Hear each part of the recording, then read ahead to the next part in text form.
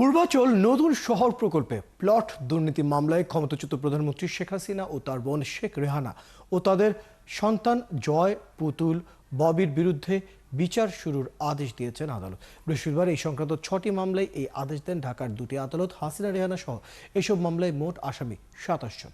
আরও জানাচ্ছেন মোহন ইসলাম। পূর্বাচল নতুন শহর প্রকল্পে 10 কাঠা করে 6টি প্লট বরাদ্দের অনিয়ম ও দুর্নীতির অভিযোগে শেখ হাসিনা ও রেহানার সন্তানদের বিরুদ্ধে গত ডিসেম্বরে অনুসন্ধান শুরু করে দুদক। এরপর 12 জানুয়ারিতে ক্ষমতার অপব্যবহার ও অনিয়মের অভিযোগে পুতুলের বিরুদ্ধে প্রথম মামলা করে দুদক। পরদিন মামলা হয় শেখ রেহানা, তার ছেলে রাদওয়ান মুজিব সিদ্দিক ববি এবং মেয়ে আজমিনা সিদ্দিক রূপন্তীর বিরুদ্ধে।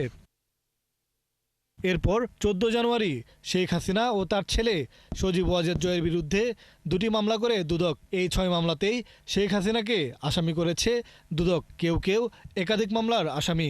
আর রাজুকের কয়েক কর্মকর্তা সহ সব মিলিয়ে 6 মামলার আসামির সংখ্যা 27 জন। এসব মামলায় বিচার শুরুর আদেশ দিয়েছে ঢাকার দুটি আদালত। সাক্ষ্য গ্রহণের জন্য 11 ও 13 আগস্ট দিন ধার্য করা হয়েছে। সর্বোচ্চ সাজা 409-এর যেটা আছে সেটা যাবজ্জীবন কারাদণ্ড আছে। 409 ধারা এখানে সম্পৃক্ত আছে। এছাড়া অন্যান্য ধারা সম্পৃক্ত রয়েছে। 5-এর 2-এ 7 বছর, 161, 162 সব মিলে 9 বছর সর্বোচ্চ।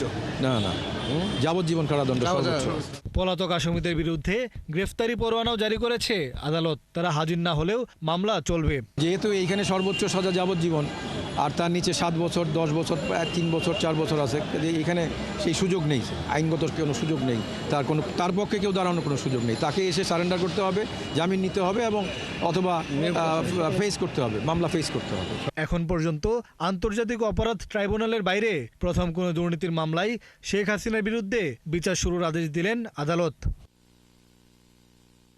মোহন ইসলাম, 71, ঢাকা।